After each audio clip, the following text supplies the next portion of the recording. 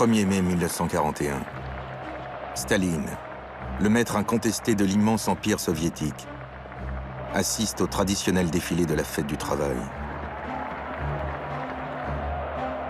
Un détail saisissant marque ces festivités. Parmi les invités les plus prestigieux, la présence d'uniformes nazis. Hitler a envoyé une délégation à Moscou. Ces images rares témoignent de l'incroyable complicité qui lie alors les deux dictateurs. L'entente contre nature entre le géant communiste et le Troisième Reich nazi vit cependant ces dernières heures. Dans moins de 2 mois, ce pacte des diables tournera au choc des tyrans.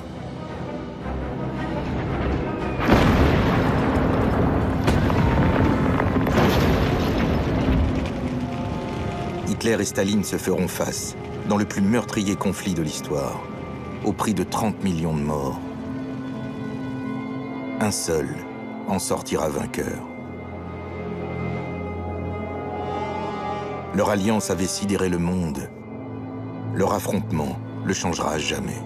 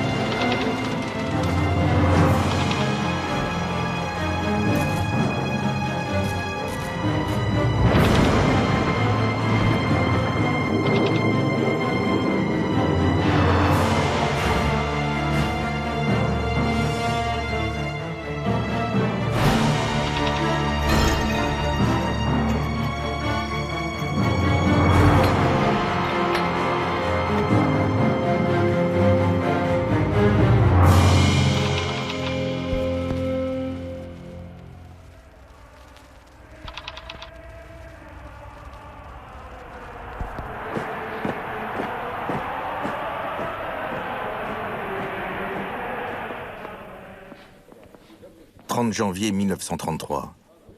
Hitler est élu chancelier du Reich. Son triomphe, il ne le doit qu'à lui-même, pense-t-il.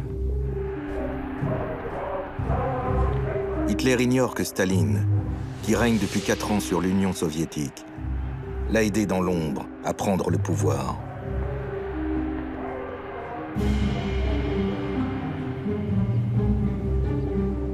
Le maître du Kremlin préfère une Allemagne fasciste à une Europe démocratique soudée contre lui. En interdisant aux communistes allemands de s'allier avec la gauche aux élections de 1933, il était conscient de favoriser la prise du pouvoir par Hitler. Staline joue avec le feu. Il n'a pas lu Mein Kampf, le programme idéologique du Führer, publié en 1925.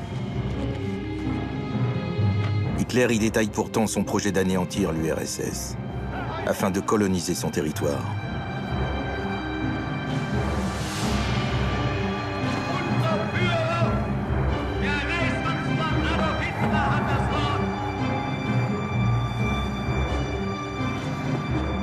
Staline imagine qu'une alliance est possible avec ce dictateur débutant.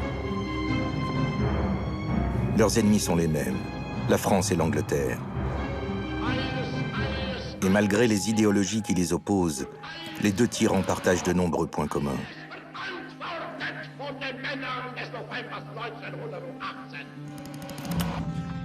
Choyés par des mères aimantes,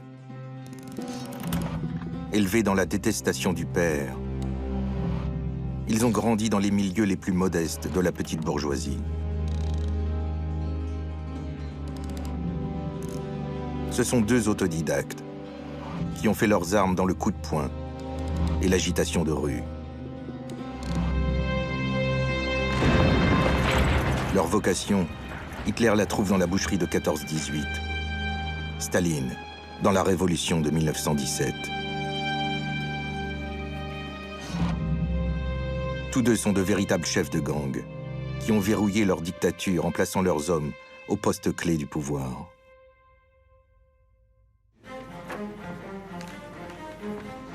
Dans l'entourage d'Hitler, le gang s'articule autour de 3 hommes. Heinrich Himmler, le bras policier du régime.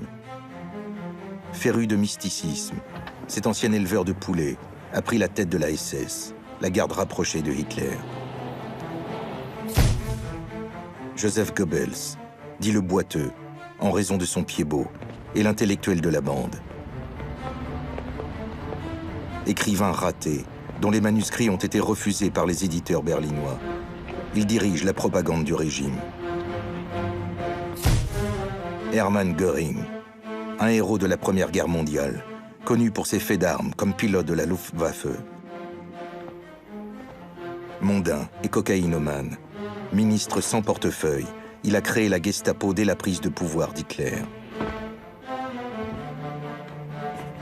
En 1933, le cercle des intimes intègre 2 nouvelles figures. Reinhard Heydrich, l'archétype de l'arien qui fascine tant Hitler. Un fanatique, au tempérament de glace, qui chapeautera l'appareil de répression du Troisième Reich. Et Martin Bormann, qui contrôle la bureaucratie du parti, le secrétaire particulier du Führer.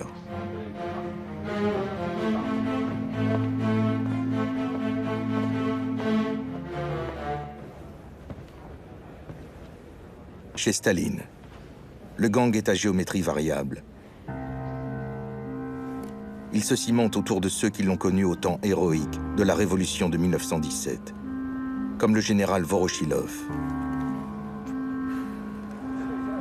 Kaganovitch, dit la locomotive, ou Kalinin, surnommé Papa. Les historiques sont concurrencés par ceux qui ont contribué à verrouiller le parti dans les années 20. Le fidèle Molotov, futur numéro 2 du régime. L'Arménien Mikoyan, un apparatchik polyvalent.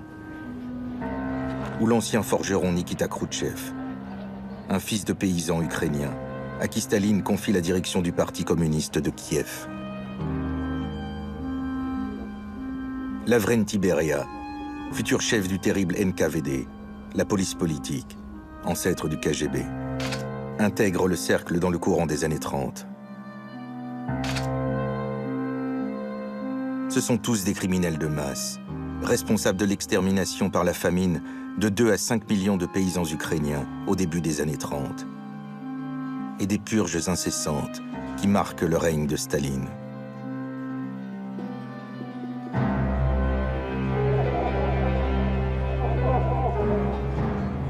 Après les journées de travail au Kremlin, Staline réunit son gang presque chaque soir autour de la table de sa salle à manger.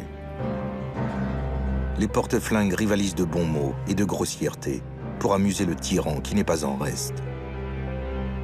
Il règne ici un esprit de franche camaraderie, électrisé par la vodka.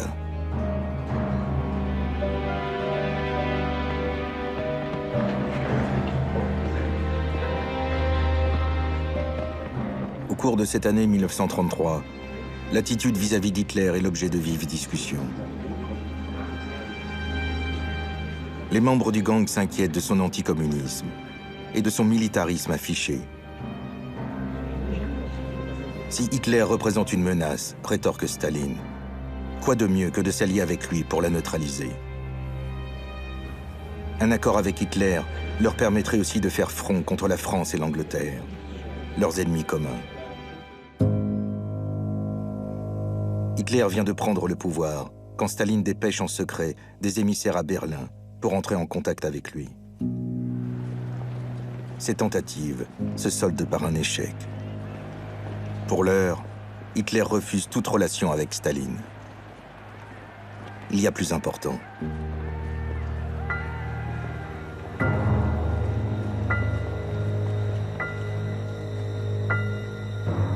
Le Führer doit avant tout rassurer son armée et asseoir son pouvoir. Pour cela, il lui faut se débarrasser des SA, l'organisation paramilitaire qui lui fut si utile pour parvenir au pouvoir. C'est la nuit des longs couteaux. Le 30 juin 1934, Hitler ordonne le meurtre systématique des SA. Leur chef, Ernst Röhm, l'un des tout premiers fidèles du Führer, n'est pas épargné. La purge s'étend sur plusieurs jours. Elle se solde par des centaines de morts.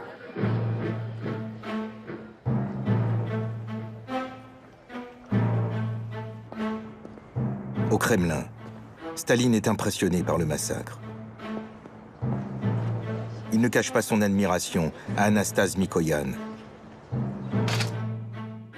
Tu as entendu ce qui s'est passé en Allemagne? Un sacré type, ce Hitler. C'est formidable. Ça demande du savoir-faire. Staline a reconnu en Hitler un dirigeant à sa mesure, les deux hommes n'ayant foi qu'en la terreur.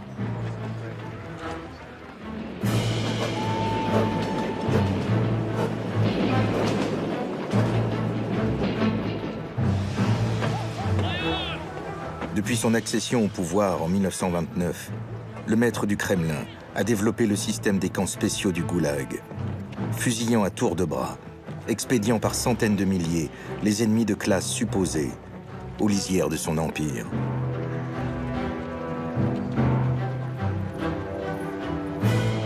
Le Goulag est une source d'inspiration pour Hitler. Il commente: Staline est mon chouchou. Si comme Moscou, j'avais une spacieuse Sibérie à ma disposition, alors je n'aurais pas besoin de camps de concentration. Qui en ce monde parle des millions de victimes du bolchevisme?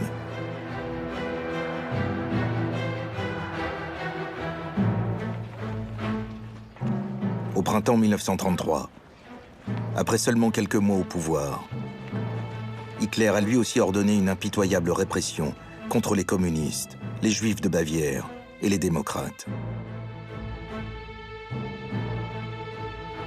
Ils sont déportés au camp d'Oranienburg et de Dachau.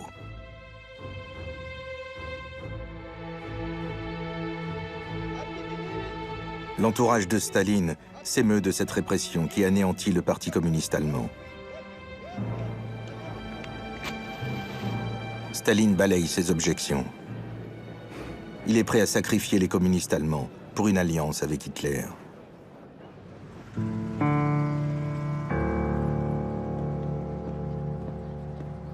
Mais comment convaincre le Führer, qui jusqu'à présent a refusé tout dialogue avec lui? Staline doit donner des gages de bonne volonté. Il connaît l'antisémitisme obsessionnel d'Hitler. Aux rédacteurs juifs de la Pravda, le journal du parti, il ordonne de signer leurs articles de pseudonymes russes. Pas besoin d'exciter Hitler, commente-t-il.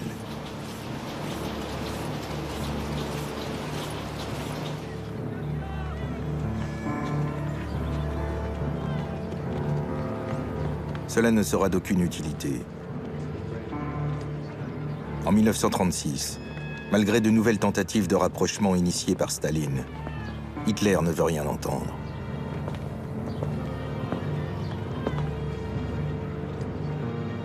Le chancelier du Reich a toujours le projet d'envahir l'URSS.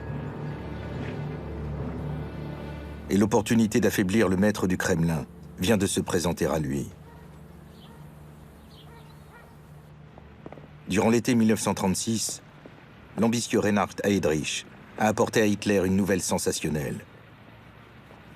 Un complot contre Staline serait en cours à Moscou. Mikhaïl Tukhachevski, le plus brillant des maréchaux de l'armée rouge, aurait pris la tête d'un groupe de militaires décidés à abattre Staline. Hitler est-il prêt à soutenir le complot? Il hésite.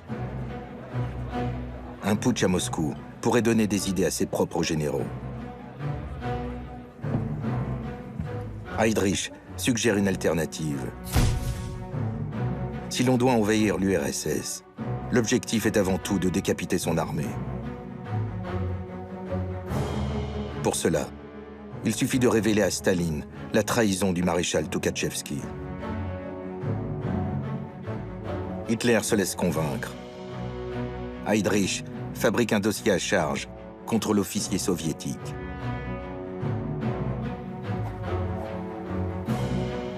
Le dossier revient par des voies détournées sur le bureau de Staline. Mais ce dernier n'est pas surpris. Il sait très bien que le complot est une fiction. Staline l'a lui-même inventé de toutes pièces. Hitler pensait le manipuler. C'est le contraire qui s'est produit.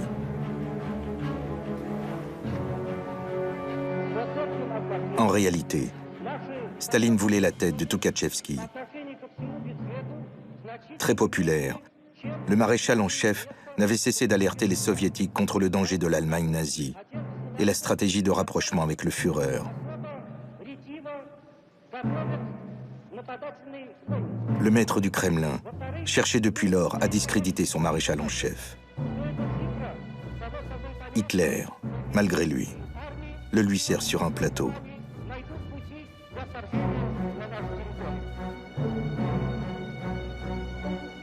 Toukhatchevski est arrêté et exécuté le 12 juin 1937. Mais la soif d'épuration de Staline ne s'arrête pas là. L'armée rouge est devenue trop puissante à son goût. Près de 40 000 militaires, également accusés d'espionnage à la solde de puissances étrangères, subiront le même sort que Toukhatchevski. En 1938, 90% des généraux de l'armée rouge, 80% de ses colonels, ont disparu dans les purges de ce qu'on appellera désormais la Grande Terreur.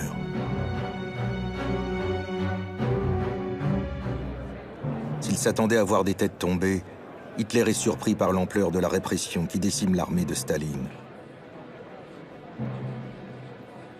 Devant sa garde rapprochée, il déclare « Staline a probablement le cerveau fêlé. Voilà le danger qu'il nous faudra éliminer le moment venu. » Le 22 décembre 1937, Goebbels commente dans son journal « Discuter longuement avec le Führer. Staline et ses eunuques sont malades. Doit être éradiqué. »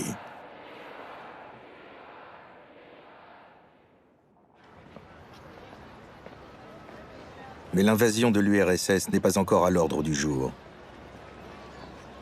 La priorité d'Hitler, sa grande obsession, c'est les Juifs. Les lois raciales de Nuremberg les ont déjà exclus de la société. S'il songeait depuis 1924 à expulser le demi-million de Juifs de nationalité allemande, Hitler envisage désormais une solution plus radicale. L'extermination des Juifs d'Europe.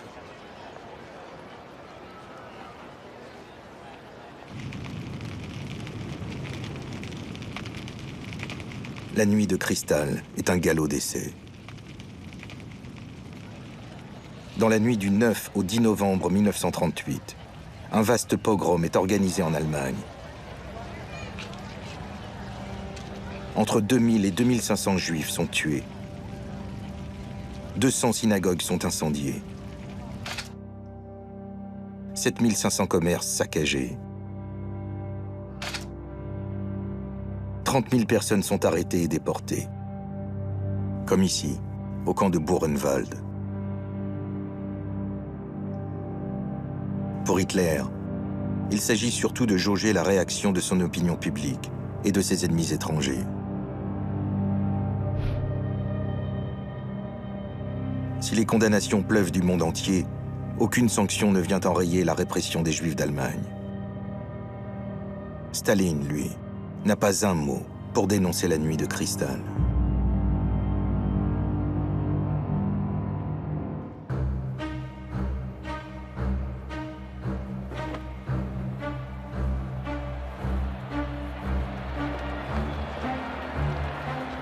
À la fin des années 30, les deux dictateurs ont fait table rase de toute opposition. Leur emblème pavoise les avenues et les édifices. Leurs portraits s'affichent partout.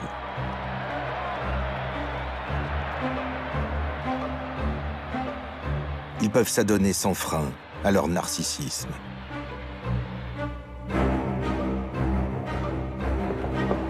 Hitler, peintre raté, se targue d'être un esthète. Il se passionne pour le classicisme antique et l'architecture. Pour lui, l'art contemporain est forcément juif et dégénéré.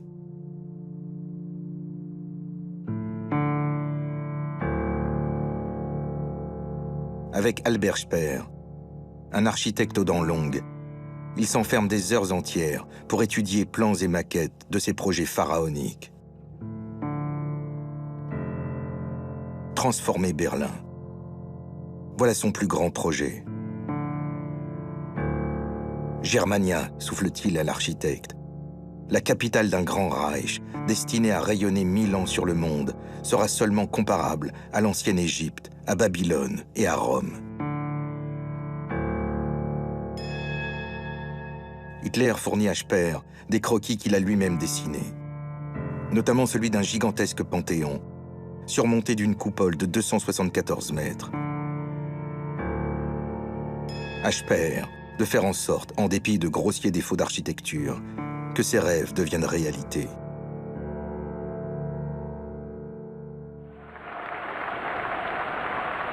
Mais les rêves d'Hitler sont quelque peu ternis quand il apprend que Staline fait construire un palais des soviets, plus haut que la future coupole de son panthéon.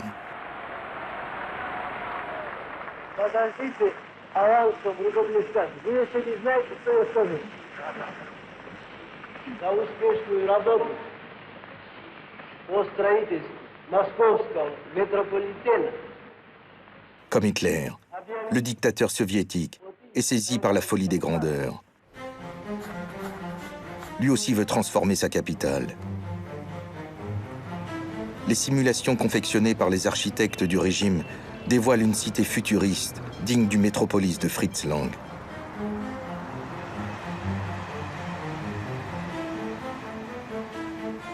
Pour édifier son palais des soviets, censé devenir le plus imposant bâtiment du monde, Staline a fait raser la plus grande cathédrale de Moscou. Pour rien.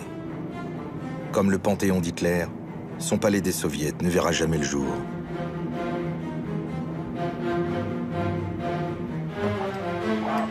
À Berlin, Hitler prend de vitesse son homologue soviétique. Auprès de l'architecte Albert Speer, il se plaint de l'exiguïté de la chancellerie du Reich. Hitler veut un palais plus impressionnant que le Kremlin. J'ai besoin de grands salons pour en imposer aux potentats étrangers, surtout aux plus petits. Le coût de l'opération m'est égal, mais ça doit aller très vite, et malgré cela, être du solide.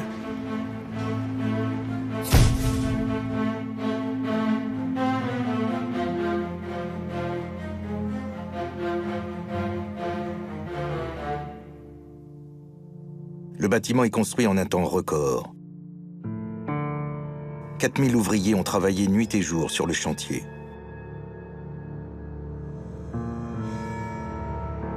Au mois de janvier 1939, la nouvelle chancellerie du Reich est prête à accueillir son hôte.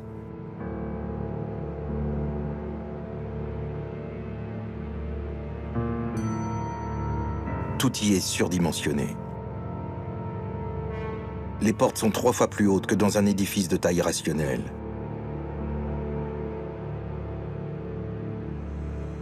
Le bureau du Führer occupe la surface d'un terrain de football.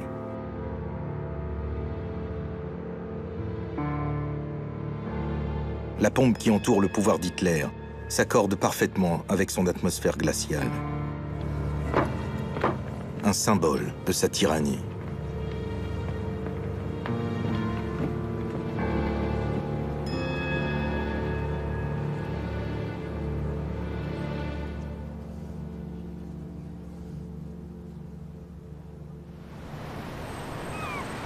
Ces grands travaux vont de pair avec une entreprise coloniale.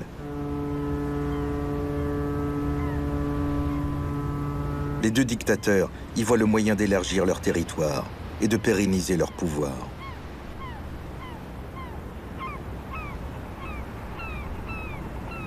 Staline exploite les détenus du goulag pour coloniser les régions les plus hostiles de son empire et en extraire les richesses. La Sibérie orientale notamment regorge des plus importantes réserves d'or et d'étain au monde. Afin de satisfaire aux besoins en main-d'œuvre, des arrestations arbitraires ont lieu à grande échelle dans chaque ville d'Union soviétique. Les prisonniers sont déportés aux confins de la Russie pour y être réduits en esclavage.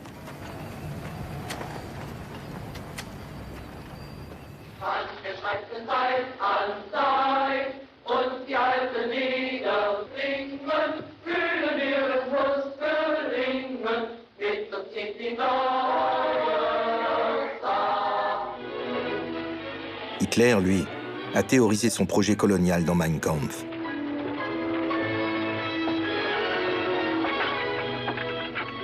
Le Lebensraum, l'espace vital, s'implantera sur les ruines de l'Union soviétique, comme l'illustrent ces images de propagande.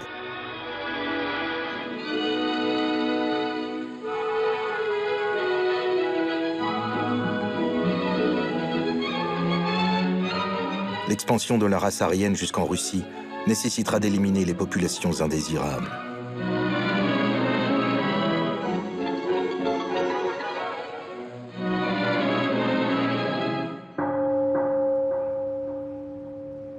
Quant aux grands travaux entrepris par Staline à Moscou, Hitler jure d'y mettre un terme en faisant d'une pierre deux coups. Quand nous envahirons l'URSS, confie-t-il à ses sbires, c'en sera fini de leur construction.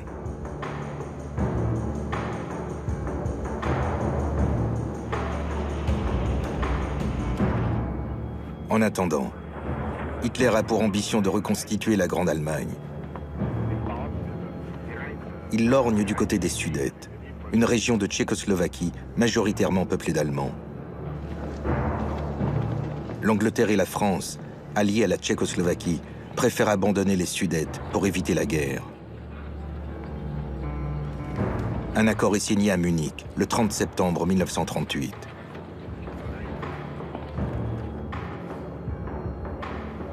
Staline n'a même pas été convié aux négociations.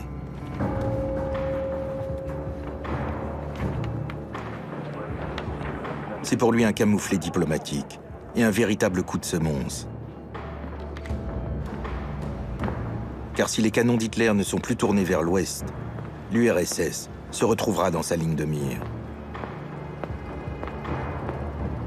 Pour la première fois, Staline comprend qu'Hitler est une menace.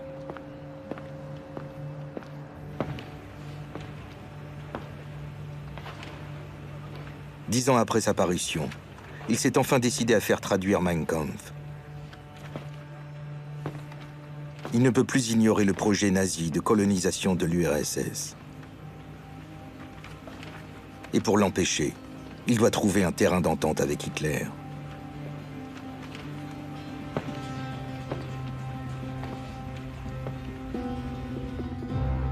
Le gang est convoqué en urgence.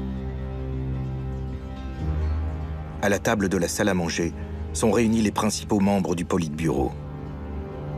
Kaganovitch, Molotov, Zhdanov, Voroshilov et Mikoyan. Staline est furieux. Les Britanniques et les Français veulent inciter Hitler à attaquer l'URSS.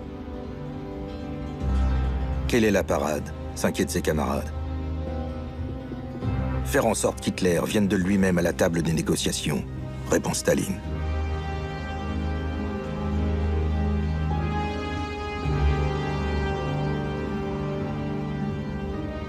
Certains se risquent à émettre des objections. La discussion est vive. Quand le gang se sépare autour de minuit, la stratégie de Staline s'est imposée.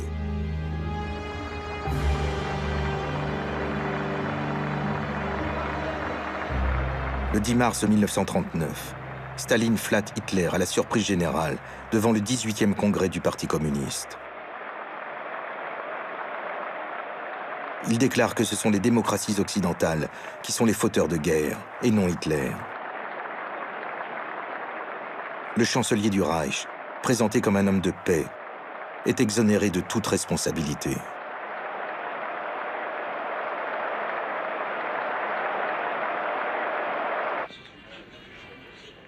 Depuis Berlin, Ribbentrop, le ministre des Affaires étrangères allemand, a entendu Staline.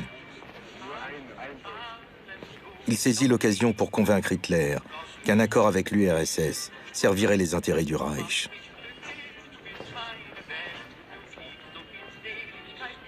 Pour une fois, Hitler tend l'oreille. Il veut faire main basse au plus vite sur la Pologne, qu'il sait également convoitée par Staline.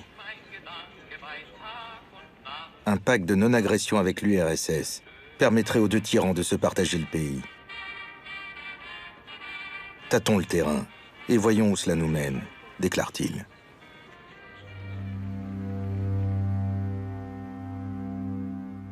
Pour plaire au Führer, Staline limoge brutalement Litvinov, son commissaire aux affaires étrangères, parce qu'il est partisan d'un accord avec la France et l'Angleterre, et aussi parce qu'il est juif.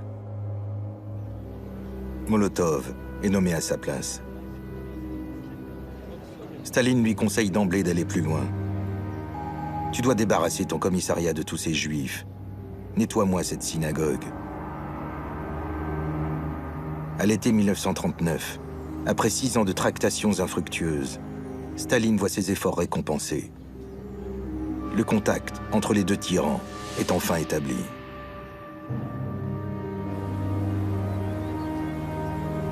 Mais au moment d'entamer les pourparlers, Staline se met aux abonnés absents. Pour une fois, il est en position de force et il en profite.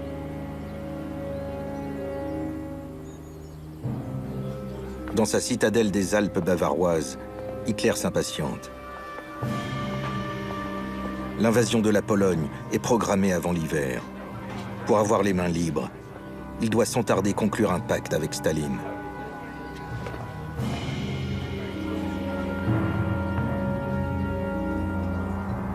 Le 20 août 1939, Hitler, excédé, télégraphie un message personnel à son homologue soviétique.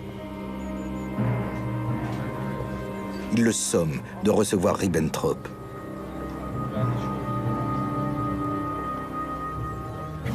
Staline se fait encore désirer.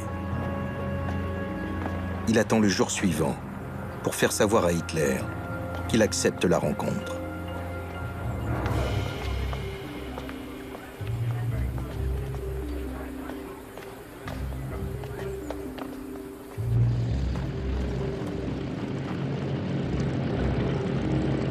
Le 23 août 1939, Ribbentrop, le ministre allemand des Affaires étrangères, arrive à Moscou.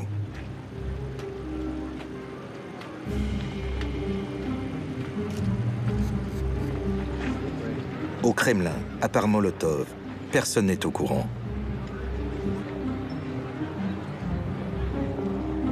Pour faire diversion, Staline a organisé une chasse aux canards, à laquelle participent les autres membres du gang.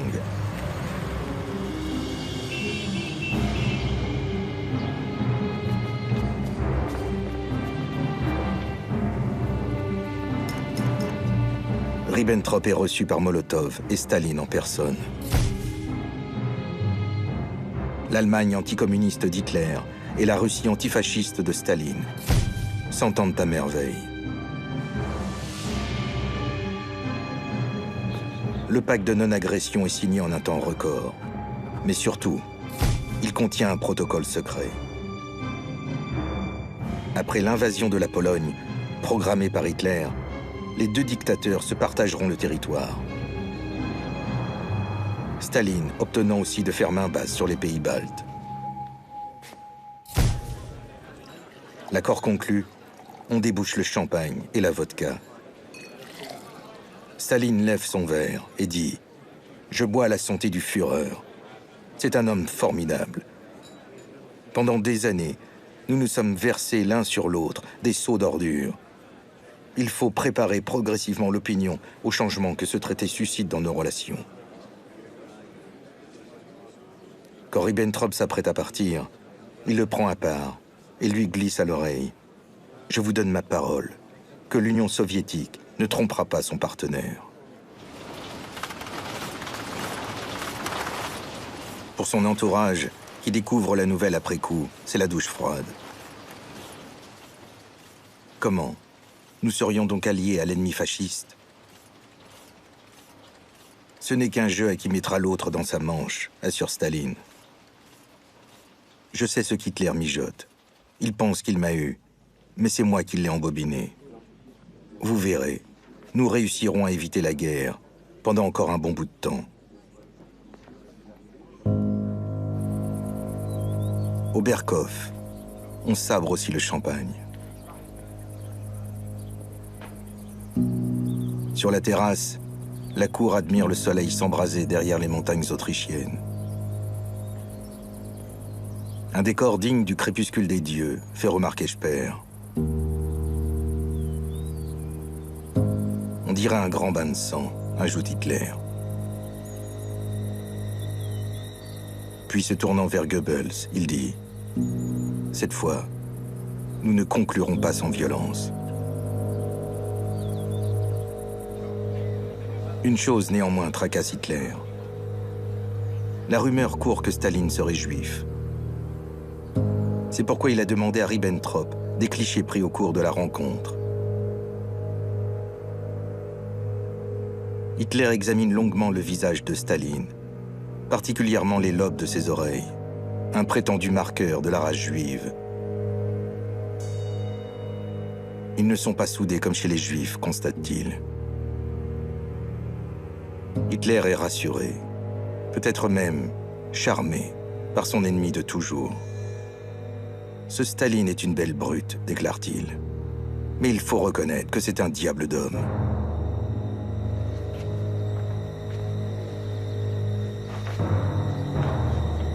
Le Führer est aux anges.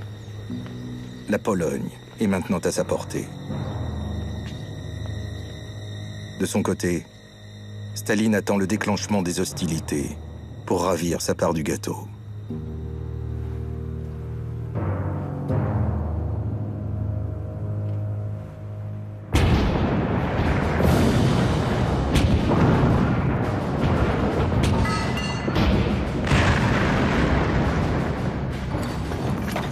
Le 1er septembre 1939, la Wehrmacht entre en Pologne. Hitler a finalement trahi les accords de Munich. Cette fois, la France et la Grande-Bretagne ne lâcheront pas leur allié polonais et déclarent la guerre à l'Allemagne. C'est le début de la Seconde Guerre mondiale.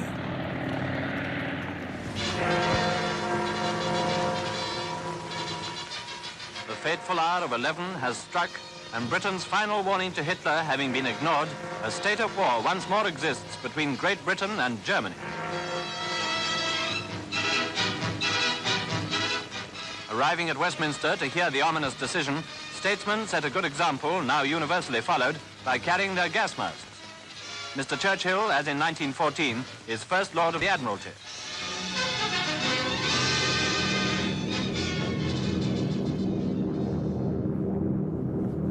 Hitler est ébranlé. Il n'avait pas prévu une telle réaction de la France et de la Grande-Bretagne. Il faudra sérieusement s'occuper d'eux, les mettre à genoux. Pour Staline, c'est la validation de sa stratégie. Une alliance avec Hitler contre les démocraties.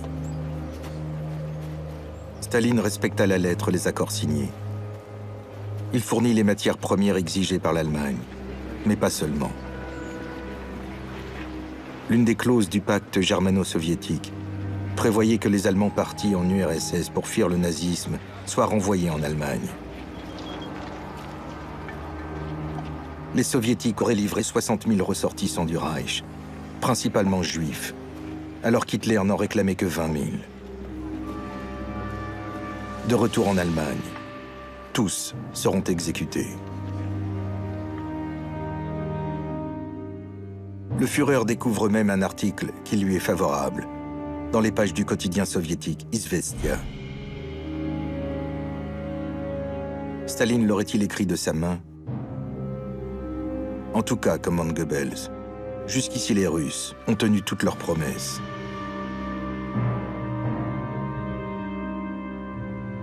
À partir du 17 septembre 1939, une quinzaine de jours après le déclenchement de l'invasion allemande, l'armée rouge envahit l'est de la Pologne et les pays baltes.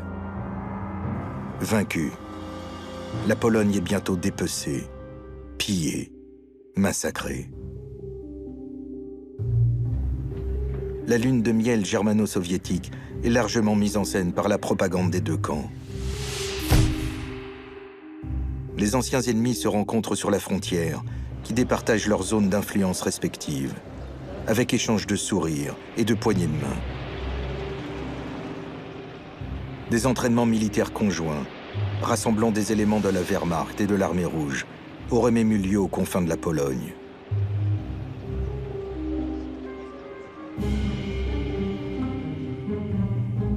Le 21 décembre 1939, comme la Pravda s'en fait l'écho, Hitler présente ses vœux à son partenaire soviétique pour son 60e anniversaire.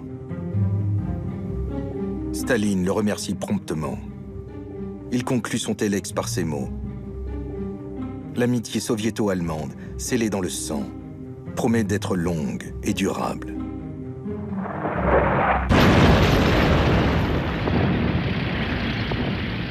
Le 10 mai 1940, Hitler attaque la France.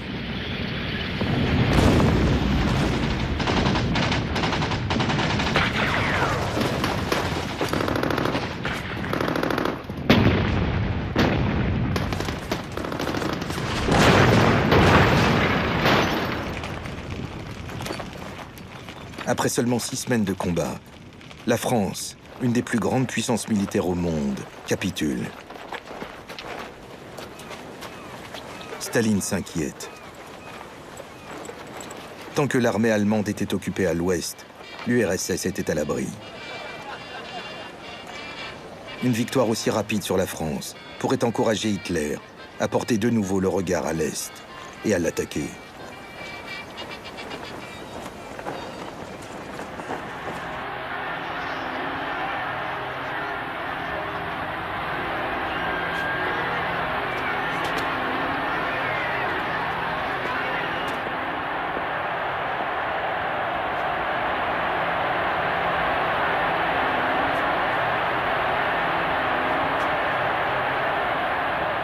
À Berlin, depuis le balcon de la chancellerie du Reich, le Führer savoure sa victoire.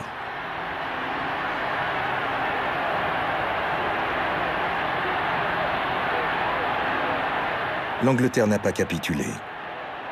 Mais dévastée par les bombardements de la Luftwaffe, elle ne représente plus une menace. Hitler a les mains libres pour relancer son projet d'invasion à l'Est.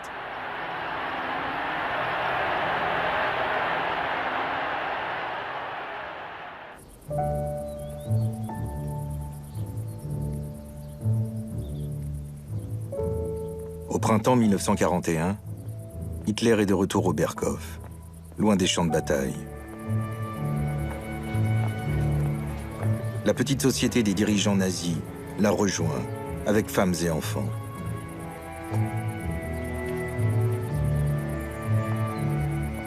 Eva Braun, la maîtresse d'Hitler, immortalise ses instants avec une petite caméra 8 mm Agfacolor.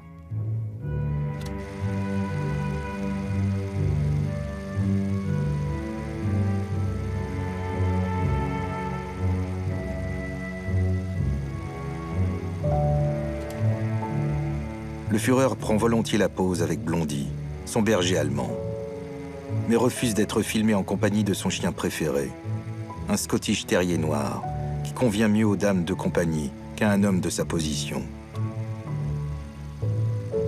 Je ne peux pas me permettre d'apparaître en public avec un chien autre qu'un chien loup. Du sublime au grotesque, il n'y a qu'un pas, se justifie-t-il.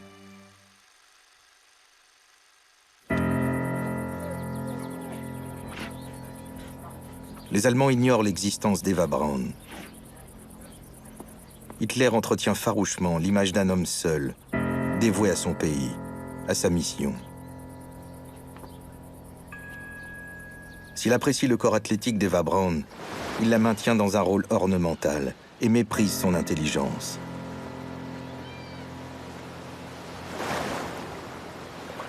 À l'architecte Speer, il confie: un homme d'une intelligence supérieure se doit d'avoir une femme primaire et stupide. Imaginez que par-dessus le marché, j'ai une femme qui se mêle de mes affaires. Le Führer s'est malgré tout attaché à sa maîtresse, sans parvenir à l'aimer.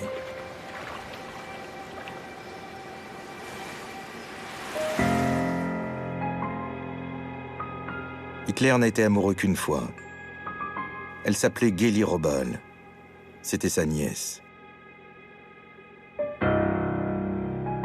À la fin des années 20, alors qu'elle n'était qu'une adolescente, il s'affichait volontiers avec elle.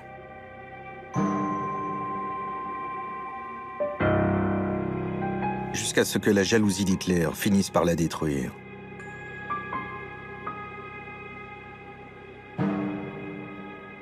Séquestrée dans son appartement, elle plonge dans la dépression. Gélie Robal finira par se donner la mort avec le pistolet d'Hitler.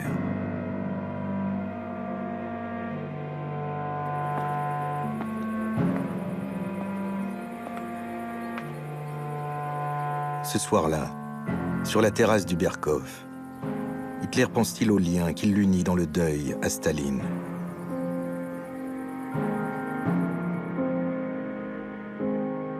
Staline a lui aussi perdu sa femme, Nadia Allélouyeva, qui s'est suicidée parce qu'elle ne supportait plus la vie commune avec lui. Gélie est morte en 1931, Nadia en 1932.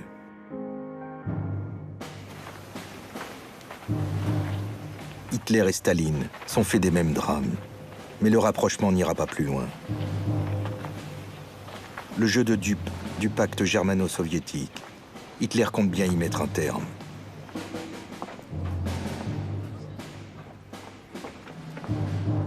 Le 30 mars 1941, devant les chefs d'armée du Reich, Hitler a dit « Le pacte conclu initialement avec la Russie ne peut justifier aucune réserve morale sur le fait d'attaquer. Staline l'a signé dans le but de pousser l'Allemagne à la guerre et pour nous tomber dessus avec son bolchevisme quand nous serons saignés à blanc. La possibilité existe maintenant d'abattre la Russie. Ce serait un crime contre le futur du peuple allemand si je ne saisissais pas l'opportunité. »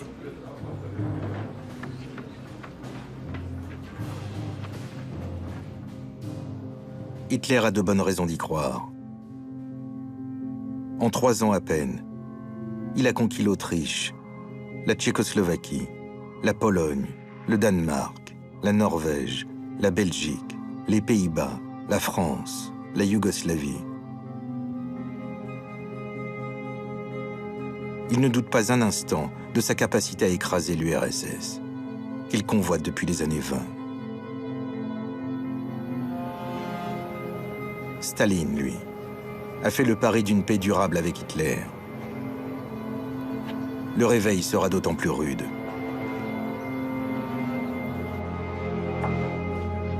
Hitler a misé sur l'effet de surprise. Et la surprise sera totale. L'invasion de l'URSS, nommée plan Barbarossa, est déclenchée dans la nuit du 21 au 22 juin 1941.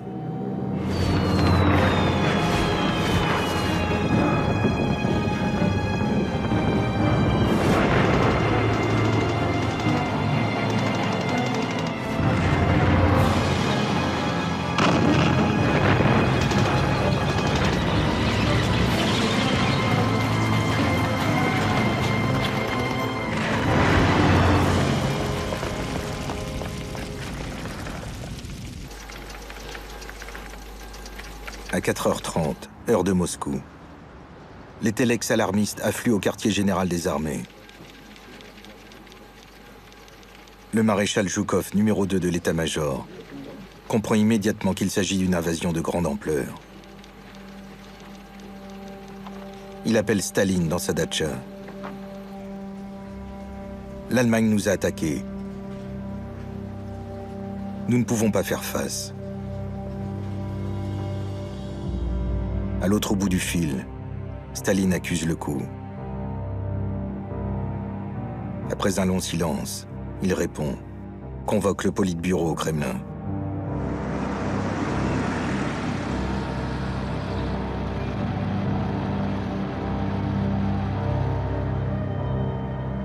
C'est un homme aux épaules affaissées et au regard vitreux qui prend place à 5h45 au milieu de ses fidèles. Hitler n'est pas au courant, pense-t-il encore. Cela ne peut être que l'initiative de généraux allemands séditieux. Molotov le presse de se rendre à l'évidence. L'ambassadeur d'Allemagne a confirmé la nouvelle, c'est la guerre. Staline s'enfonce dans son fauteuil. Le pacte germano-soviétique n'était donc qu'un écran de fumée. Staline a refusé de croire aux signes avant-coureurs de l'invasion. Jusqu'au dernier moment, il a accordé sa confiance à Hitler, son alter ego, son meilleur ennemi.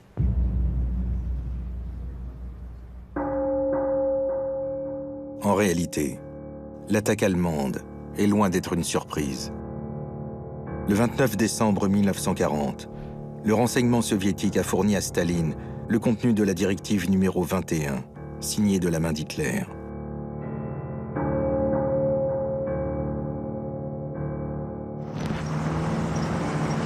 Des mouvements de troupes avaient été observés aux frontières du Reich. Staline n'y a pas cru. Au lieu de mobiliser son armée, il a réclamé une confirmation auprès de l'un de ses espions, infiltré dans l'entourage d'Hitler. Ce dernier, qui a démenti tout projet d'invasion, était en fait un agent double, demeuré fidèle au Reich.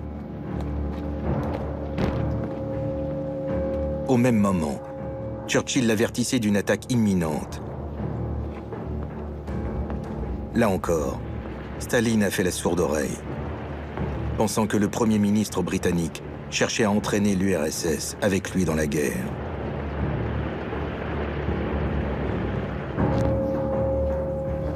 Le maréchal Zhukov avait pourtant confirmé les avertissements de Churchill.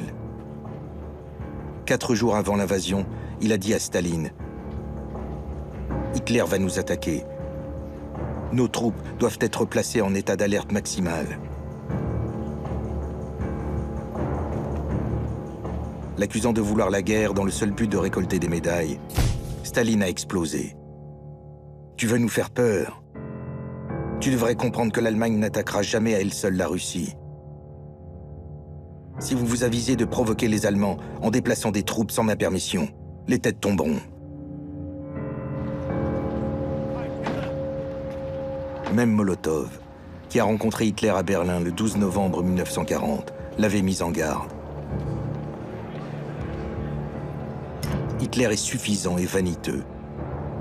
C'est un obsédé, un nationaliste à tout crin, aveuglé par ses idées. On ne doit pas lui faire confiance. Svetlana, la fille de Staline, le confirmera plus tard. Mon père n'avait ni deviné, ni prévu que le pacte de 1939, qu'il considérait comme sa plus grande ruse, serait rompu par un adversaire encore plus rusé que lui.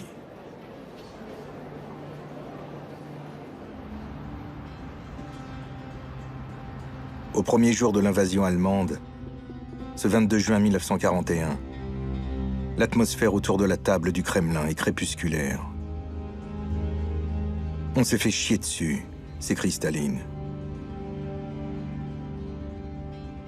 L'URSS vit-elle ses dernières heures? L'armée rouge, décimée par la Grande Terreur des années 1937-1938, sous-équipée, mal entraînée, est incapable de fixer l'offensive allemande. Elle ne sera opérationnelle que dans 2 ans au moins, affirme Zhukov.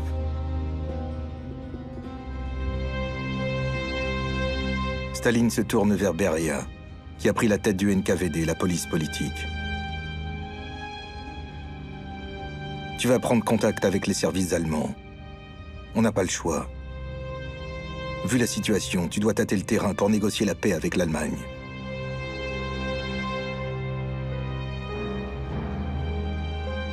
Pendant ce temps, les troupes de la Wehrmacht, qui ont ouvert plusieurs fronts, déferlent sur l'Union soviétique.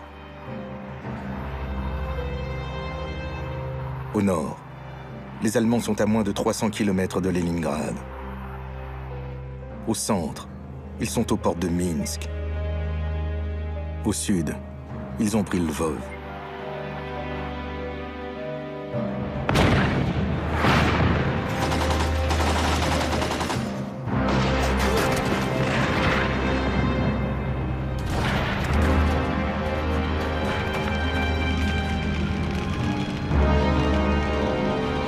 Dans un chaos sans précédent, l'armée rouge bat en retraite.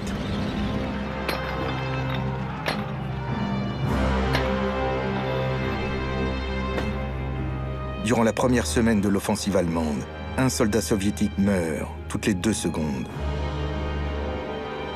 100 000 sont faits prisonniers. Pour l'état-major allemand, c'est une divine surprise. Nul ne s'attendait à si peu de résistance. Dans un mois à peine, plastronnent les officiers allemands, nous serons à Moscou.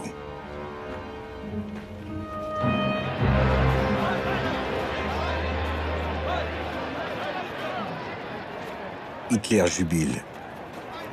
Son grand projet de colonisation à l'Est est en passe d'être réalisé. Il n'a trahi personne. Tout était annoncé dans Mein Kampf. Les démarches de Beria pour négocier la paix resteront lettre morte. Hitler ne veut pas d'une Russie aux ordres. Il veut la réduire en cendres.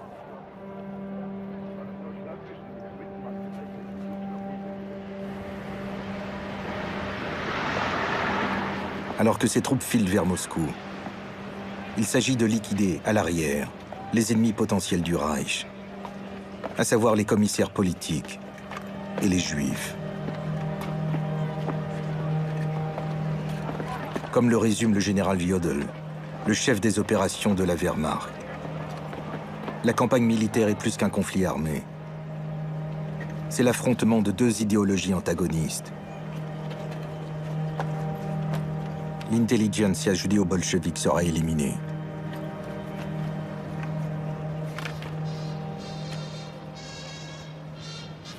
La propagande en profite pour s'en prendre aux Juifs, piégés par l'invasion allemande.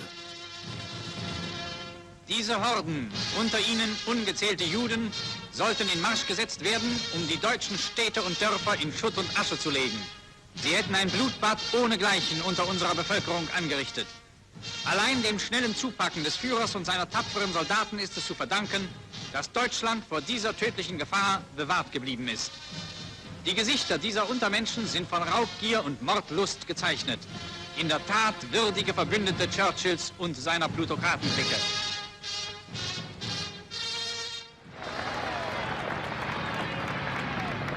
En Ukraine et dans les pays baltes, la population accueille les troupes allemandes en libérateurs. Les déportations au goulag, les exécutions du NKVD y ont laissé de très mauvais souvenirs. Les soviétiques, assimilés aux juifs dans une même haine, ont chauffé à blanc leur soif de revanche.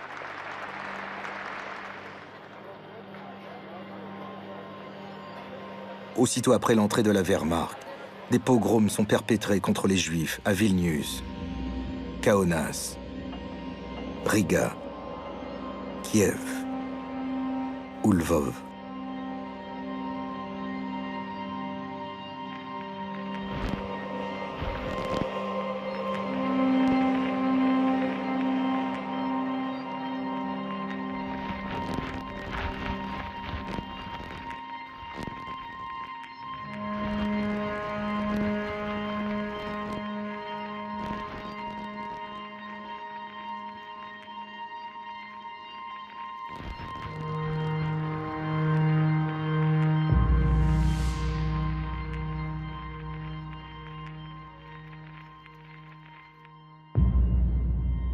Les Einsatzgruppen, les groupes d'intervention, chargés d'éliminer les communistes et les hommes juifs en âge de combattre, procèdent aux premières exécutions de masse.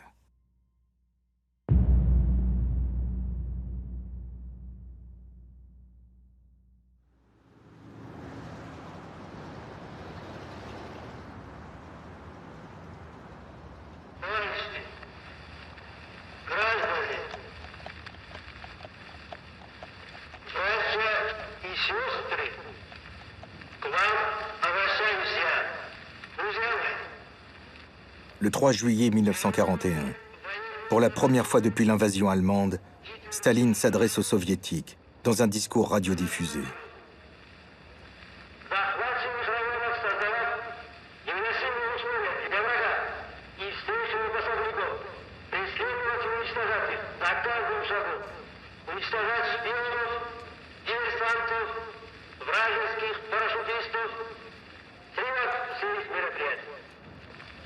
En galvanisant les foules, Staline retrouve une combativité de fer.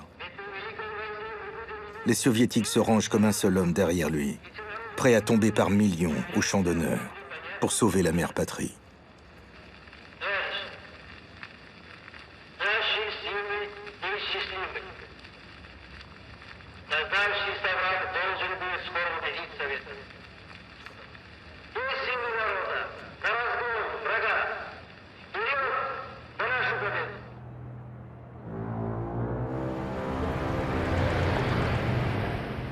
Quelques jours plus tard, le 16 juillet 1941, Hitler réunit son gang à la chancellerie du Reich pour discuter des territoires conquis à l'Est.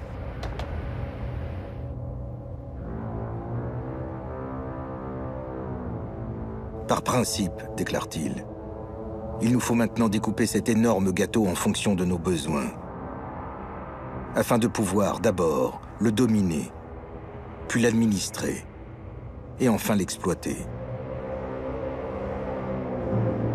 Le moyen d'y parvenir est d'abattre toute personne qui ne ferait que nous regarder de travers.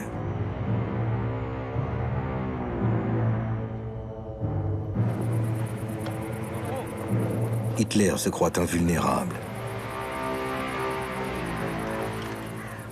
Ce même mois de juillet, une nouvelle inattendue vient renforcer ce sentiment.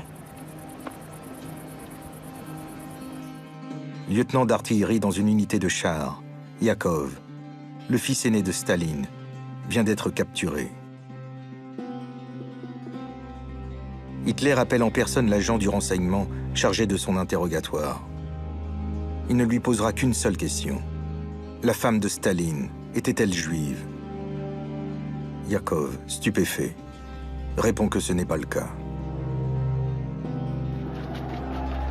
Staline vit cette capture comme une trahison. Devant Vassili, son fils cadet, il s'indigne. L'imbécile. Il n'a même pas été capable de se tirer une balle dans la tête. Hitler fait savoir que Yakov pourrait être échangé contre un haut gradé de l'armée allemande. On n'échange pas un maréchal contre un lieutenant, rétorque Staline. Il laissera croupir son fils dans un camp de prisonniers. J'étais obligé de refuser, se justifie-t-il. Si je n'avais pas fait cela, j'aurais cessé d'être Staline. Yakov sera exécuté en 1943.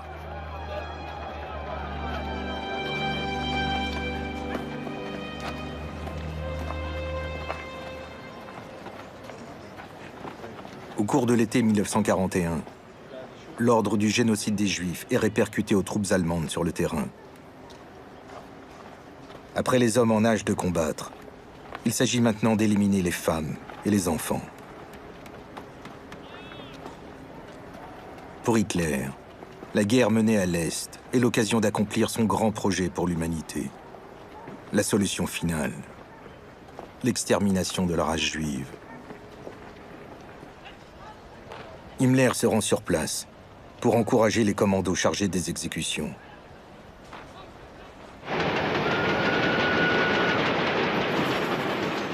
Entre le mois de septembre et le mois d'octobre, Hitler parle ouvertement du génocide en cours.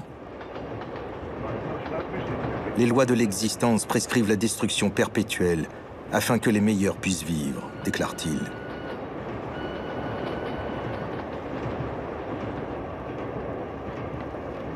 Quand l'armée se plaint que les déportations de Juifs interfèrent avec le trafic ferroviaire militaire, Hitler répond « La question juive a la priorité sur tout autre sujet. »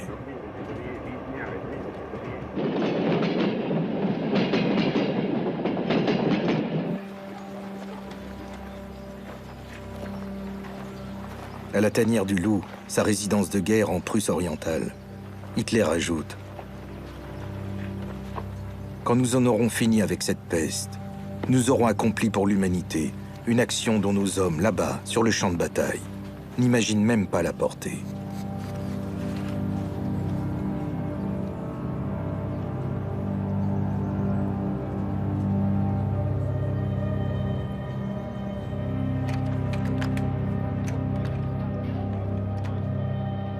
Les massacres s'enchaînent à un rythme effréné.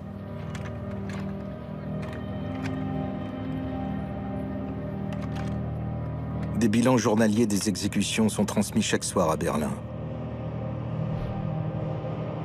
Hitler les parcourt avec satisfaction.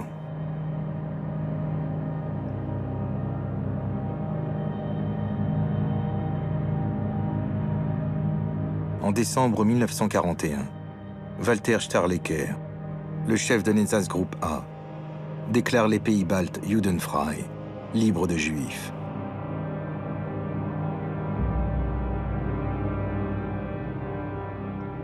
En quelques mois, ce sont près d'1 million de personnes qui ont été assassinées par fusillade.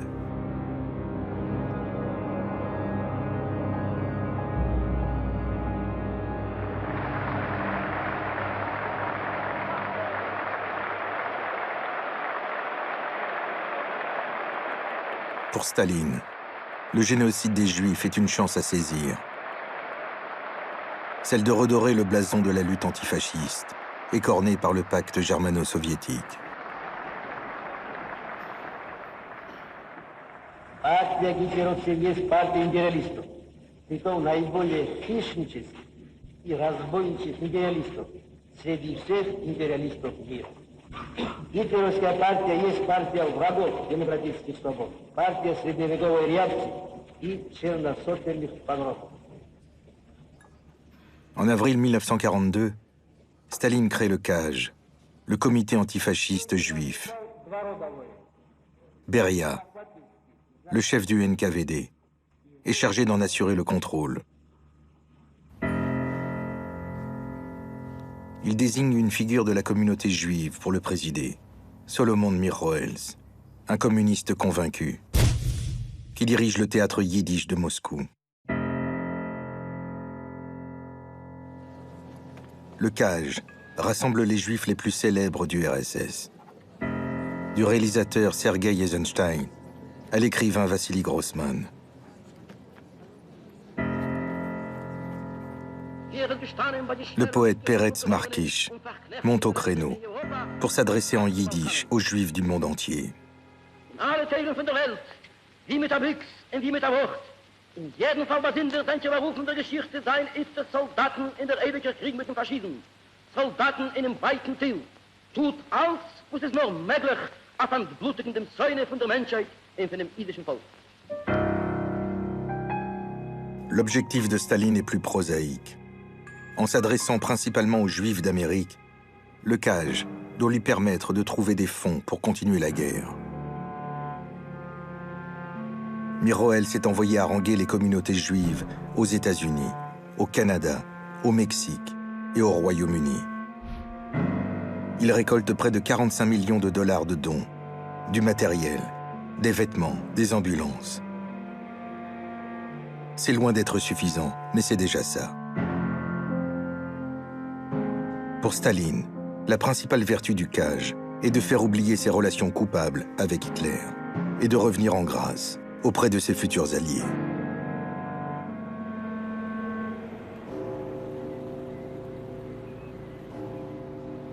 Le 7 novembre 1941, alors que les Allemands sont aux portes de Moscou, Staline s'adresse aux renforts en partance au front.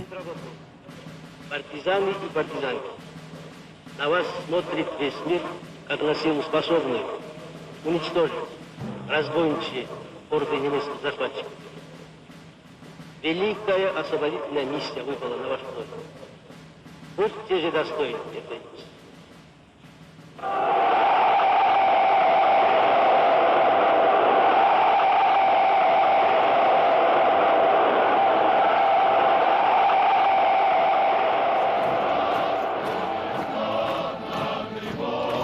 L'armée rouge n'a pas droit à l'erreur.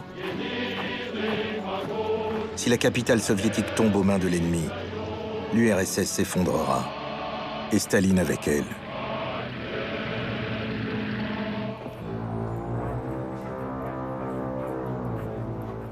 Pour le général allemand von Bock, qui commande le groupe d'armées Centre, la victoire n'est qu'une question de jours. Hitler exulte. Après 3 mois de préparation, nous avons enfin la possibilité d'écraser notre ennemi. Aujourd'hui commence la dernière bataille de l'année.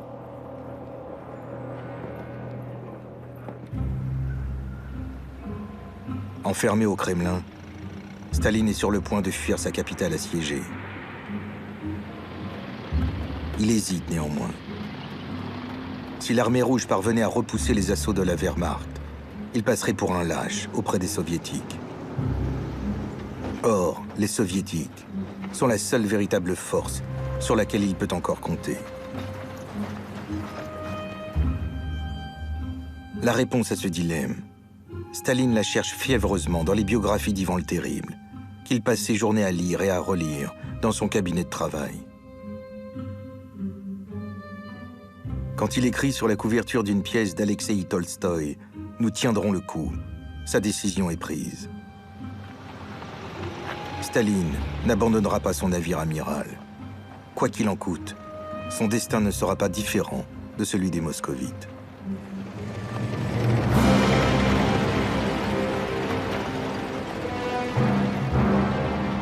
La contre-offensive du maréchal Zhukov, au début du mois de décembre 1941, donne raison à Staline.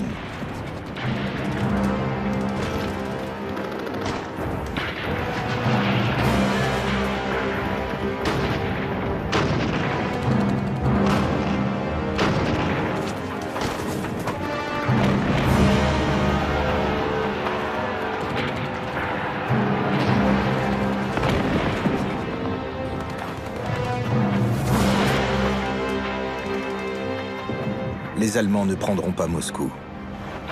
Ils sont repoussés in extremis des faubourgs de la capitale, avant de s'enliser dans le glacial hiver russe, comme naguère la grande armée de Napoléon.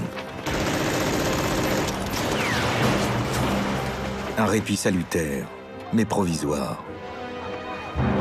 Le printemps succédera bientôt au vigoureux mois de l'hiver, et Staline manque toujours de fonds pour financer le conflit. Il cherche du soutien.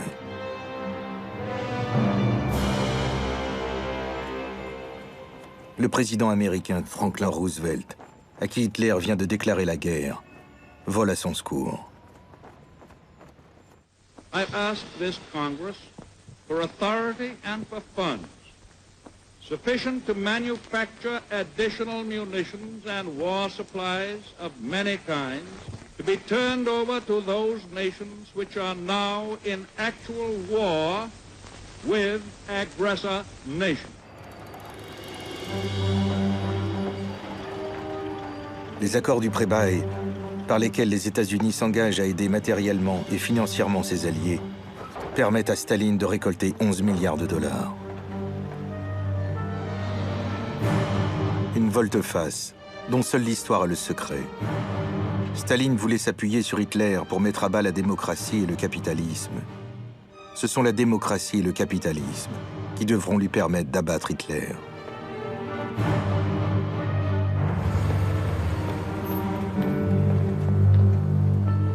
Malgré l'alliance qui s'est nouée entre les États-Unis, la Grande-Bretagne et la Russie, Hitler croit encore la victoire pour bientôt. Il pense que ces difficultés sont dues au retard pris dans le déclenchement du plan Barbarossa. Il s'en explique à Mannerheim, le maréchal de Finlande, au mois de juin 1942. Leur conversation est enregistrée par un ingénieur finlandais. Un témoignage exceptionnel. Hitler refusant habituellement qu'on enregistre sa voix en dehors des discours officiels. Das bleibt die Wahl. Ich hatte ja eine Unterredung damals mit Molotow, denn die Forderungen, die der Mann stellte, zielten ganz nah darauf ab, letzten Endes Europa zu beherrschen. Ich konnte im September oder Oktober mit unseren Waffen keinen Krieg mehr beginnen, das war ja unmöglich. Denn letzten Endes haben wir ja auch natürlich Opfer gebracht in unserem Westfeldzug. Und davor hatte ich eine große Sorge, daher auch mein Bestreben, durch Verhandlungen diese Zeit zu überwinden, bis wir stark genug waren, um diesen erpresserischen Forderungen entgegenzutreten. En juillet 42, un an après le début de l'invasion, l'occasion se présente enfin pour Hitler de porter à Staline le coup fatal. Les Allemands et leurs alliés roumains sont entrés dans Stalingrad. La ville symbole du stalinisme est un enjeu stratégique. Hitler veut couper les voies d'approvisionnement de l'armée de Staline. Si nous pouvons interrompre à cet endroit le trafic sur la Volga, se réjouit-il, nous causerons aux Russes les pires difficultés.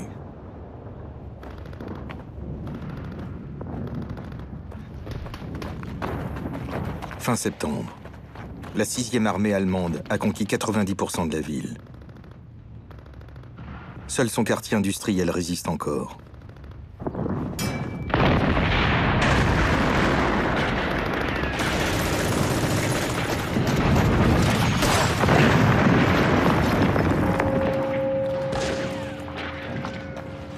Alors qu'Hitler s'apprêtait à crier victoire, les combats s'enlisent dans ce que les soldats allemands appellent la guerre des rats. On se bat pour une rue, un pâté de maison, une cour d'immeuble.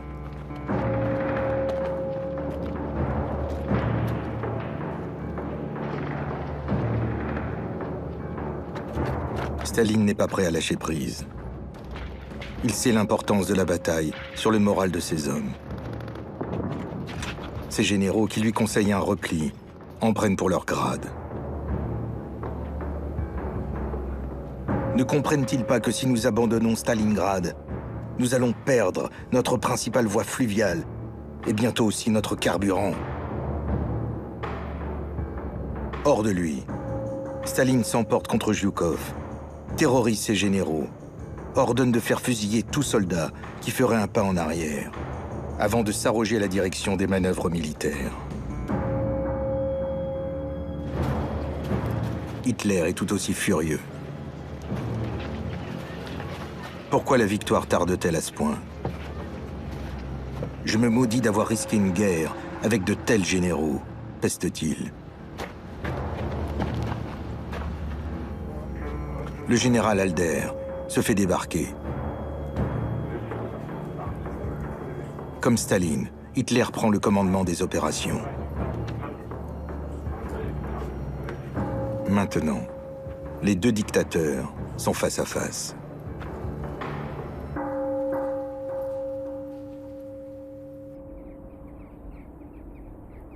Au mois de novembre 1942, l'arrivée précoce de l'hiver change la donne. À Stalingrad, les soviétiques reprennent l'avantage. L'armée allemande s'enlise et se démoralise. Ribbentrop, le ministre des Affaires étrangères du Reich, conseille à Hitler de négocier la paix en échange de concessions territoriales. On ne négocie pas avec l'ennemi quand on est en situation de faiblesse, rétorque Hitler.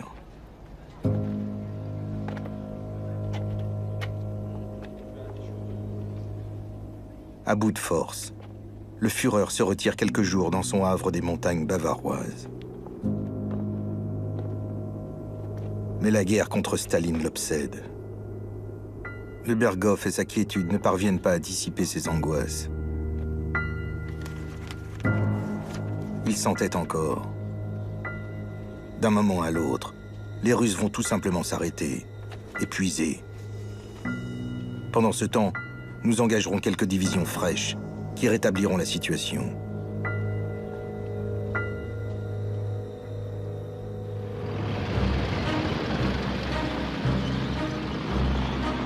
Le 19 novembre 1942, les Soviétiques lancent une contre-attaque décisive. Le maréchal Zhukov est à la manœuvre.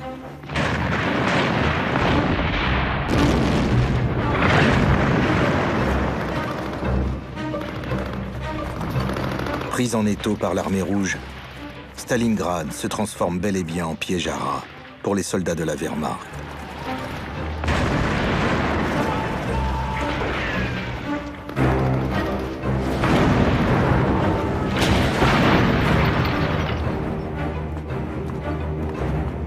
La 6e armée du maréchal Paulus, coupée de ses lignes de ravitaillement, meurt littéralement de faim et de froid.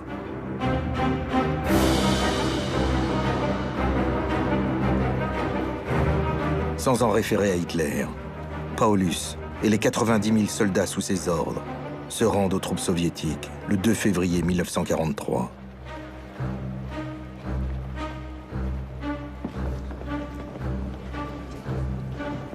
Hitler enrage. Quand on pense qu'une femme a assez de fierté, après quelques mots d'insulte, pour s'en aller, s'enfermer et se tuer aussitôt. Je n'ai aucun respect pour un soldat qui a peur d'en faire autant et préfère la captivité.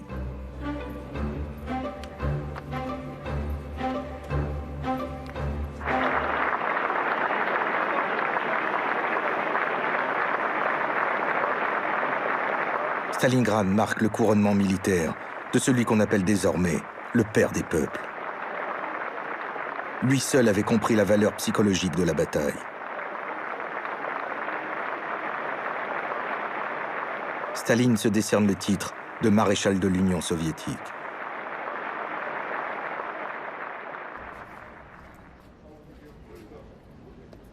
Les Russes ont repris foi dans la victoire finale. Quand survient un événement qui risque de faire éclater l'alliance avec les États-Unis et la Grande-Bretagne.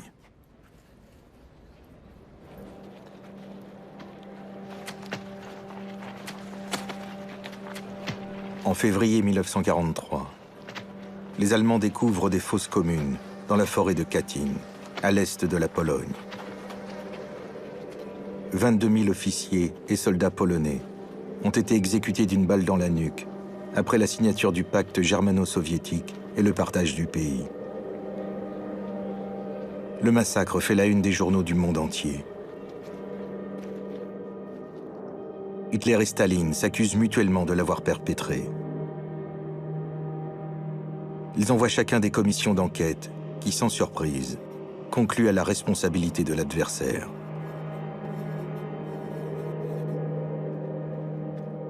Une commission internationale de la Croix-Rouge se rend elle aussi sur place.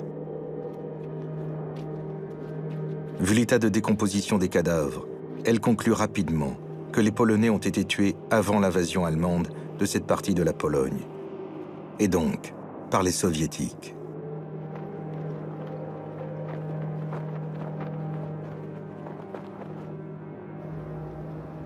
Roosevelt et Churchill sont embarrassés. Instrumentalisée par l'ennemi, l'information pourrait briser le camp allié. Le rapport ultra-secret, rédigé par des médecins légistes suédois, est soigneusement mis sous le boisseau.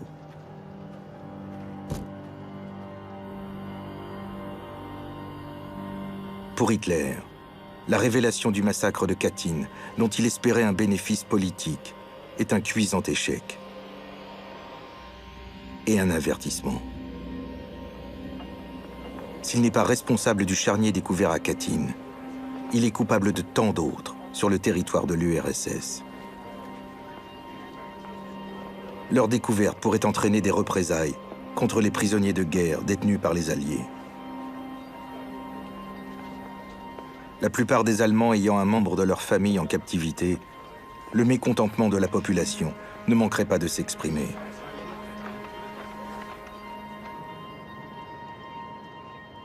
Des commandos de la SS sont constitués pour retrouver les fosses.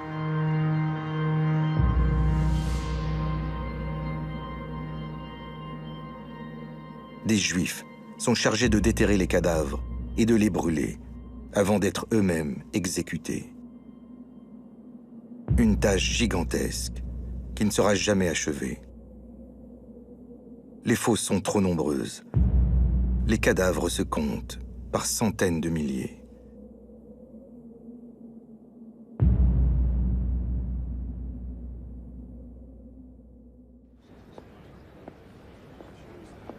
Paradoxalement, alors qu'il a lui-même commandité le massacre, Katyn est une victoire diplomatique pour Staline. Autre motif de satisfaction.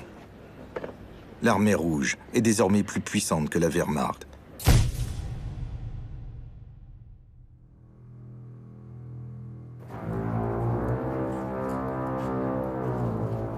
Si Hitler veut reprendre le dessus à l'Est, c'est la dernière chance. Nous traversons actuellement une mauvaise passe sur le plan militaire. L'angoisse me tord le ventre, confie-t-il à ses proches.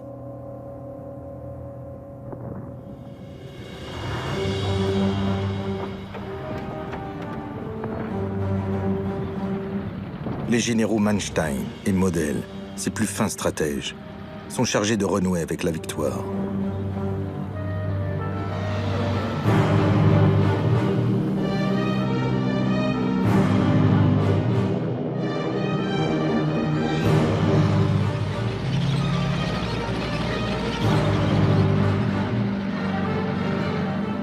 Après plusieurs reports, au mois de juillet 1943, la Wehrmacht attaque à 500 km au sud de Moscou, dans la région de Koursk.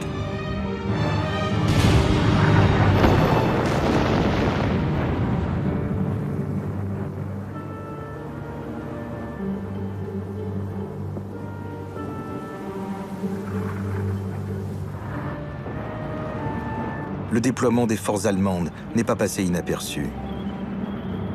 Grâce à son puissant service de renseignement, Staline n'ignore rien des plans de son ennemi.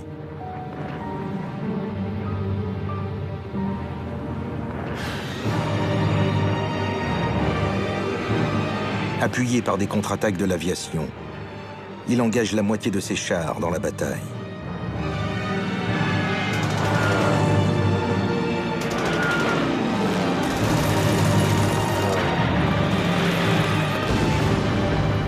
Les 5 premiers jours, la bataille de Koursk se joue autant dans le ciel que sur terre. 800 000 soldats de la Wehrmacht font face à près de 2 millions de soviétiques.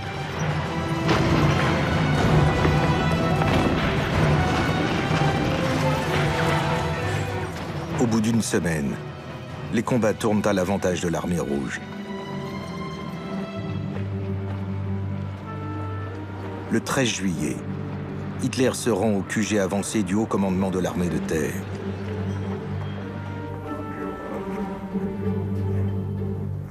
Les généraux se disputent la stratégie à adopter. Certains veulent poursuivre la bataille, d'autres affirment qu'elle ne peut être gagnée. Dans un éclair de lucidité, Hitler ordonne de stopper l'offensive.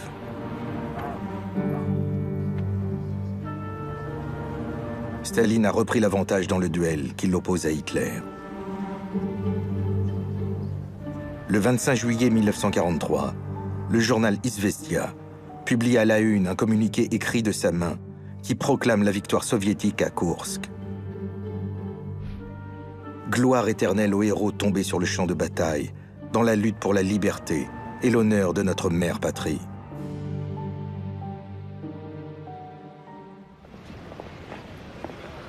Hitler regarde d'un autre œil son ancien partenaire, ce paysan qu'il n'a eu de cesse de mépriser.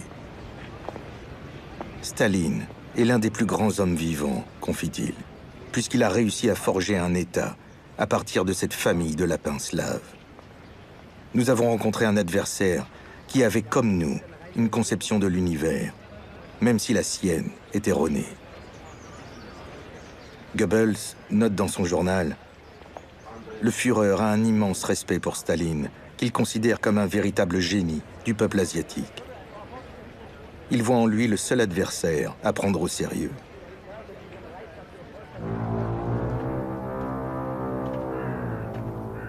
À l'hiver 44, Hitler apparaît de plus en plus diminué et dépressif. Il perd ses nerfs dès que lui parvient une nouvelle du front. Et il n'y en a plus que des mauvaises. Aux généraux du front de l'Est, réunis le 24 janvier 1944, il dit: « Si la Providence nous refusait vraiment la victoire dans cette lutte pour la vie ou la mort, alors c'est à vous, mes officiers, de vous serrer autour de moi, l'arme au poing, et de vous battre jusqu'à la dernière goutte de sang pour l'honneur de l'Allemagne. »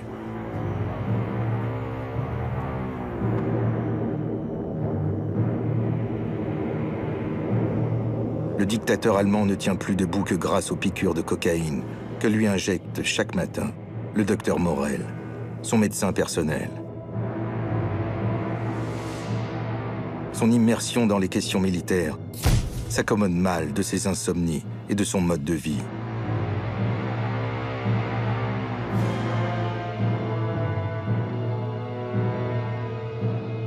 En complément de ses injections quotidiennes, Hitler prend jusqu'à 28 comprimés de drogue et de médicaments par jour.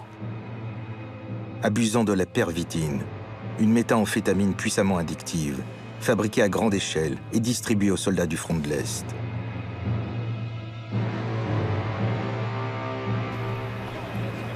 Göring confie son inquiétude à Goebbels. Dans son abri, le Führer travaille et rumine. Il ne trouve plus aucune détente. Mais il est décidé à conduire la guerre à sa manière, toute spartiate, et nous ne pouvons rien y changer.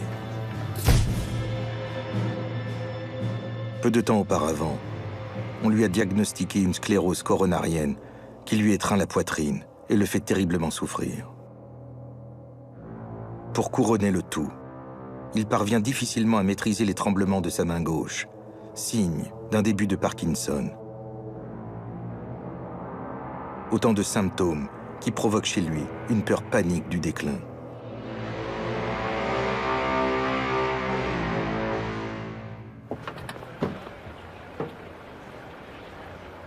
Staline est tout autant obsédé par la mort et affaibli par le conflit. Depuis des années, il tente de dissimuler un bras atrophié, plus court que l'autre. Impossible cependant de cacher le boitement qui l'a accompagné toute sa vie.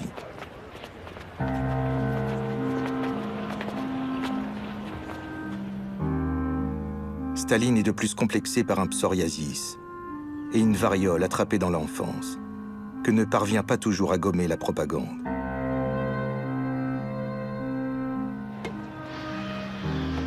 Comme Hitler, il est devenu dépendant de son médecin personnel, Alexandre Bogomolets, un chercheur ukrainien qui prétend avoir mis au point un élixir de jouvence censé prolonger la vie. Sauf que Bogomolets est loin d'obtenir les effets escomptés.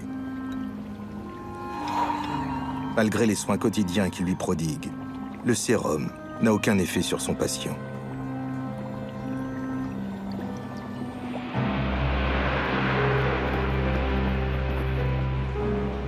Si sa santé décline, le moral de Staline est au plus haut en ce début d'année 1944.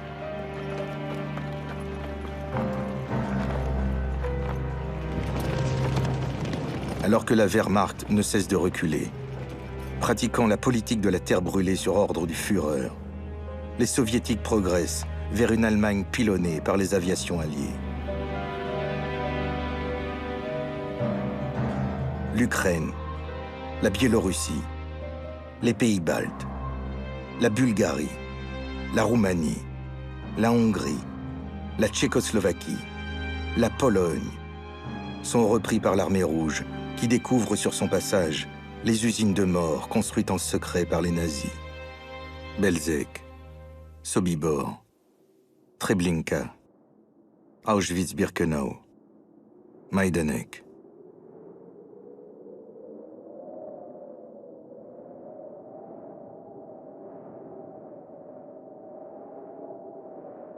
La découverte des chambres à gaz fait entrer la criminalité nazie dans une autre dimension.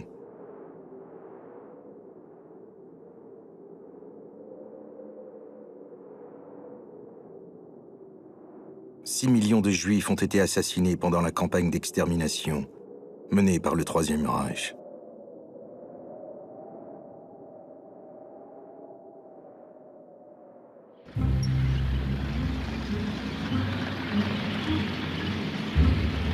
Le 30 avril 1945, les Soviétiques sont aux portes de Berlin, prêts à livrer la bataille finale.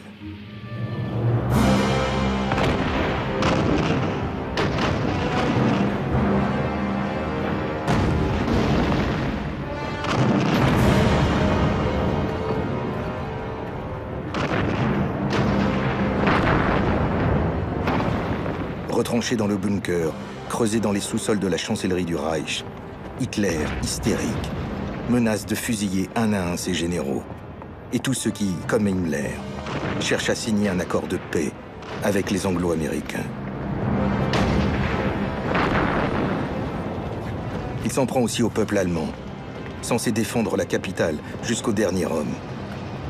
Un ramassis de traîtres et de défaitistes. Quand l'armée rouge investit les ruines de Berlin, Hitler comprend que la fin est arrivée.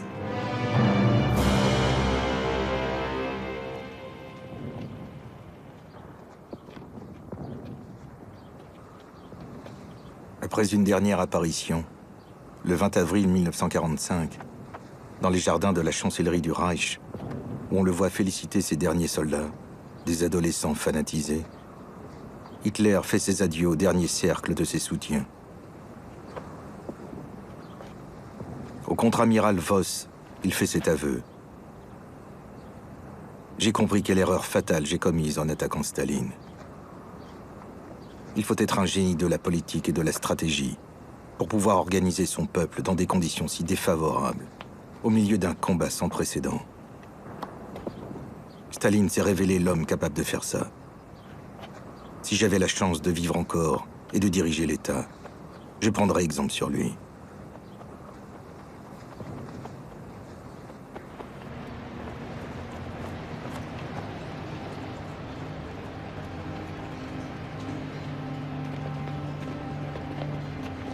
Le 1er mai 1945, le maréchal Zhukov appelle Staline à 4 heures du matin. Hitler s'est suicidé. Ce qui devait arriver à ce salaud est arrivé, répond Staline. Dommage que nous n'ayons pas pu le prendre vivant. Où est son cadavre? Zhukov. On l'ignore encore. Le chef d'état-major de l'armée de terre allemande dit que le cadavre a été brûlé.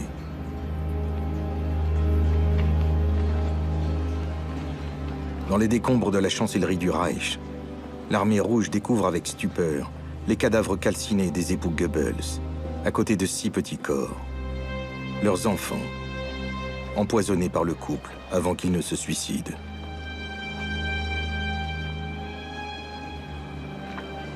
On exhume aussi un cadavre dont la ressemblance avec Hitler est des plus troublantes. Après un rapide examen, les services de renseignement soviétiques concluent qu'il ne s'agit pas du Führer. Sa dépouille reste introuvable.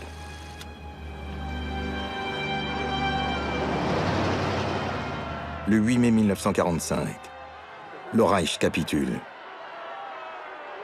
C'est la libération.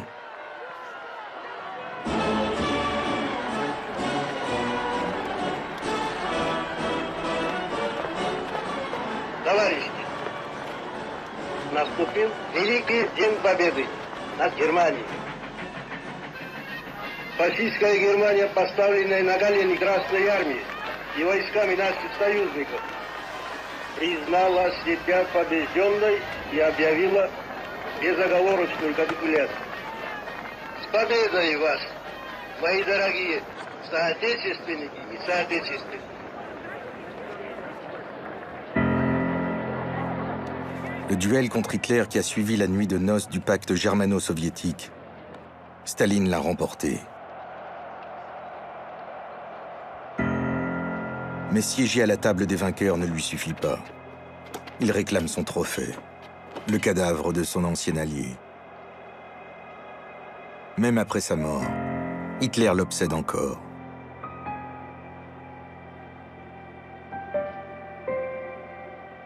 En 1946, un morceau de boîte crânienne et un bout de mâchoire sont mis au jour dans les jardins de la chancellerie du Reich.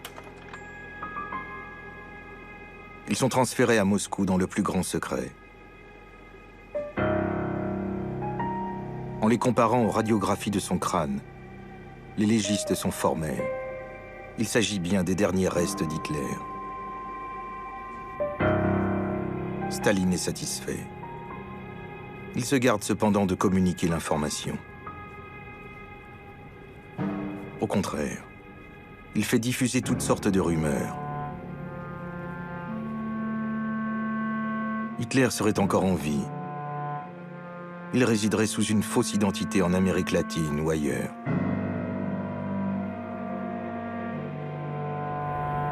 Tout cela pour perpétuer la menace du fascisme, contre lequel il serait l'ultime recours.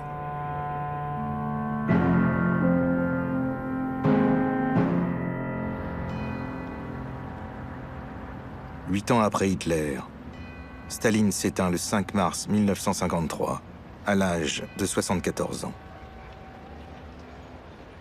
Son héritage de terreur est dénoncé dans les jours qui suivent son enterrement. Le corps embaumé de Staline, qui reposait à côté de celui de Lénine, sera chassé du mausolée de la Place Rouge par son successeur. Staline a rejoint Hitler aux côtés des damnés. Que reste-t-il de l'alliance entre les deux tyrans, de l'affrontement qui a suivi? Une plaie béante dans l'histoire du XXe siècle.